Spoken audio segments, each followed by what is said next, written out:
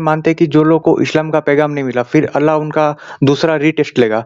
तो मेरा ये सवाल है कि वो जो रीटेस्ट लेगा अल्लाह, तो उसका फॉर्मेट क्या है मतलब? ये मेरे को वो जानना था एक और ये भी ओपिनियन जानना है। था कि वो एक ओपिनियन मतलब है कि उनका रीटेस्ट होगा कयामत के दिन। हाँ, वो एक ओपिनियन है। जो दूसरी ओपिनियन, और दोनों ओपिनियनों में यानी ऐसा नहीं है कि वो वैसे ही किसी ने अपनी मर्जी से कह दिया, उनके दलाइल हैं। दूसरी ओपिनियन ये है कि एज लॉन्ग एज वो एक खुदा में यकीन रखते थे और अपनी हुँ, अकल की बुनियाद पर रखते थे, तो उनका कोई टेस्ट वेस्ट नहीं होगा और सीधे जन्नत में जाएंगे। अच्छा।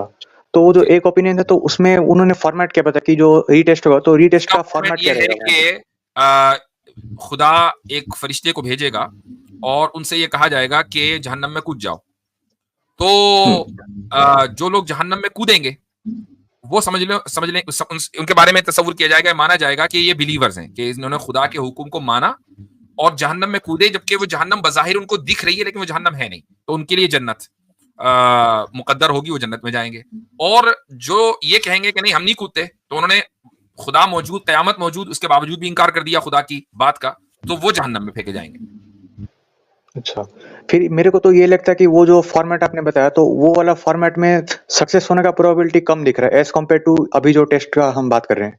हाँ, तो आपको ऐसा इसीलिए नहीं मैंने लगता? दूसरी ओपिनियन दी ना, वो मान लो क्या है मसला।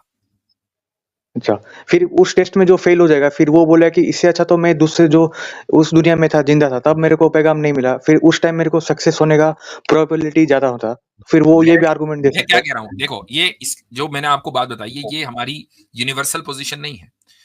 जो हाँ, मेजोरिटी ऑफ मुस्लिम्स हैं दुनिया में, वो इसी को बिलीव करते हैं कि मरने के बाद जिन लोगों तक पैगाम नहीं पहुंचा, अगर वो इस दुनियावी जिंदगी में अपनी लॉजिक और रैशनैलिटी की बुनियाद पर एक खुदा को मानते थे, नाम कुछ भी रखें, उनको कुरान का नहीं पता, रसूल का नहीं पता, इबादत का नहीं पता, वो जन्नत में जाएंगे, उनको उनका कोई टेस्ट नहीं है। ये हमारी मेजोरिटी यानी मेन स्ट्रीम पोजीशन हमारी ये है। तो अब अगर कोई दूसरी पोजीशन है तो उसकी बुनियाद पर आप जज ना करें, मेन स्ट्रीम पोजीशन को देखें ना। मुफ्ती साहब सवाल इनसे ये भी है कि आप तो भाई उस पोजीशन में नहीं आते ना, हाँ, आप जिस आप पोजीशन में आते हैं उसकी फिक्र करें ना आप। हाँ,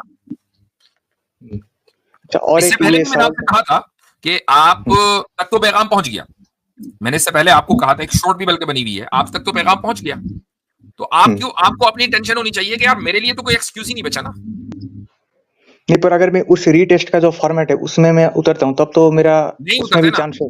नहीं उतरते, आप नहीं उतरते, आप तक पैगाम पहुंच गया, आपके लिए नहीं कोई अब टेस्ट नहीं होगा। यही टेस्ट यही है, यहीं पर मानना है या नहीं मानना, whatever you want to decide, इसी दुनिया में करना है डिसाइड।